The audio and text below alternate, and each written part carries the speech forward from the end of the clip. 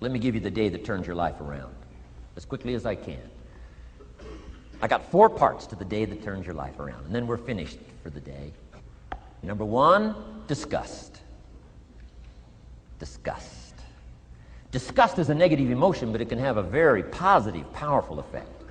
Disgust says, I've had it. What an important day that could be. I've had it. Wow. I met a beautiful, powerful, accomplished executive lady in New York. The company invited me to come in. This lady was a vice president, extraordinary lady. I got to know her, and I found out her story. I said, how did you get here? Big income. And she never went to college, never went to university. I said, how did you get here? Executive, powerful, income. She said, well, let me tell you part of the scenario. She said, when I was a young mother a few years ago, she said, one day I asked my husband for $10. And he said, what for?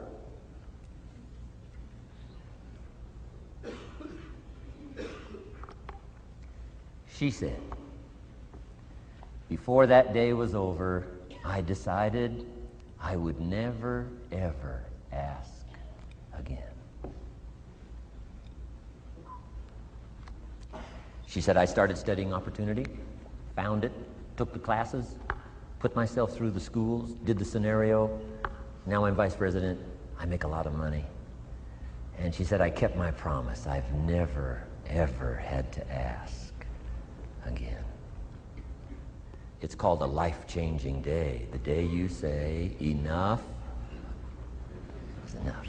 Now, if you can add an act to your disgust, it helps. A man takes a shotgun to his car, blows out every window, destroys every tire, puts 100 rounds in it, and says, I've driven this embarrassing thing for the last time. And then he saves it. He saves it. And later when somebody says, how did you become rich and powerful? He says, let me show you this car. One day I'd had it up to here, I blew it to smithereens. Enough is enough. Powerful. Here's the last 3. Next is decision. Decision making is a life-changing day. If you went home today and in the next few days cleaned up a list of decisions, it could furnish enough inspiration for the next 5 years, 10 years. What an inspiring day, the day you can bring yourself to decide. And here's the 3rd one, desire, wanting too bad enough. Who knows the mystery of that? We don't know. But here's something I do know. Sometimes desire waits for a trigger, waits for something to happen. Who knows what the happening may be? A song, the lyrics, a movie, the dialogue, a seminar, a sermon, a book, an experience, confrontation with an enemy, a conversation with a friend who finally levels with you. Whatever the experience it is, it's so valuable. And here's my best advice. Welcome all experiences. You never know which one is going to turn everything on. Don't put up the walls. The same wall that keeps out disappointment keeps out happiness. Take down the walls. Go for the experience. Let it teach you. And here's the last one. Resolve. Resolve says, I will. 2 of the most powerful words in the language. Benjamin Disraeli said, nothing can resist a human will that will stake its existence on its purpose. Shortly put, I'll do it or die.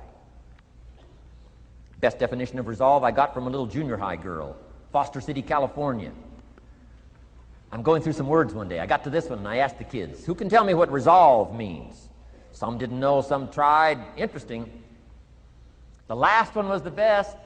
Little girl about 3 rows back, she said, I think I know, Mr. Rohn. I said, what? She said, I think resolve means promising yourself you will never give up. I said, that's the best I've ever heard. She's probably giving seminars somewhere today, right? I mean, that's the best I've heard. I asked the kids, how long should a baby try to learn how to walk? How long would you give your average baby? Before you say, hey, enough's enough. No.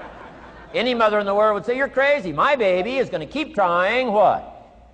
Until. What a magic word. I want you to write it down. Until. Promise yourself you'll read the books until your skills change.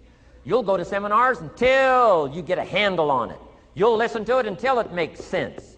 You'll go for it until you understand it. You'll practice it until you develop the skill. Never give up until, however long that is. Step by step, piece by piece, book by book, word by word, apple by apple. Walk around the block, walk around the block. Go for it. Don't miss the chance to grow, and resolve that you'll pay the price until you learn, change, grow, become.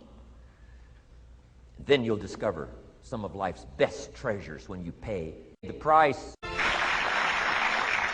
And my big purpose now is to keep my journey going. I just got back from Argentina last week, and next week I go to Venezuela. Toward the end of the month, back to Italy and Europe.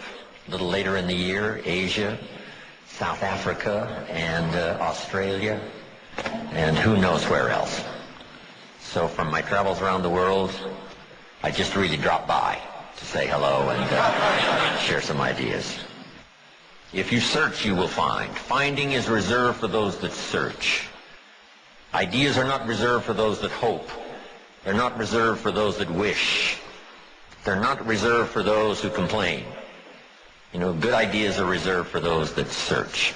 So the first thing I want to do is congratulate all of you for being here, continuing your search, spending the money and spending the time to come and spend a few days, and see if you can't, through the accumulation of hours and speakers that we have during this weekend, go home with a harvest of good ideas for your business, for your life, for your marriage, for your friendships, for your economic future, and, you know, for all of the rest.